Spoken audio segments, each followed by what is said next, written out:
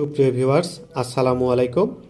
আমাদের soft education skill চ্যানেলের পক্ষ থেকে প্রাইমারির গুরুত্বপূর্ণ প্রশ্ন, নিচের কোনগুলো তালব্য বর্ণের উদাহরণ? এখানে যে উত্তরগুলো দেয়া আছে দেখেন যে কোনগুলা, এদের মধ্যে হচ্ছে ছ এবং জ। ছ এবং জ হচ্ছে তালব্য বর্ণের উদাহরণ।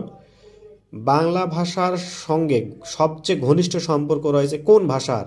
এটা হচ্ছে সংস্কৃত ও পালি ভাষার। কোনটি স্ত্রীবাচক শব্দ? জেলেনি, পাগলি, নারী, শিক্ষিকা। কোনটি? জেলনি, অর্থাৎ এটা হচ্ছে জেলে থেকে জেলেনি। কোনটি অর্ধস্বর ধ্বনি? কোনটি অর্ধস্বর ধ্বনি? রস্বই হচ্ছে অর্ধস্বর, কারণ এটা সরাসরি স্বরধ্বনি হয় না।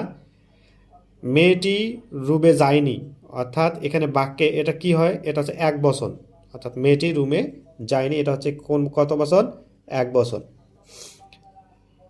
কোনটি বাংলা ভাষার জন্ম? কোনটি থেকে বাংলা ভাষার জন্ম হয়? এটা হচ্ছে পূর্ব ভারতীয় প্রাকৃত থেকে বাংলা ভাষার আসলে জন্ম হয়। কোনটি দীর্ঘই প্রত্যয়যোগে গঠিত স্ত্রীবাচক শব্দ? এটা অবশ্যই হবে আপনার বঙ্গমী। বঙ্গমী হচ্ছে স্ত্রীবাচক, দীর্ঘই যুক্ত স্ত্রীবাচক শব্দ।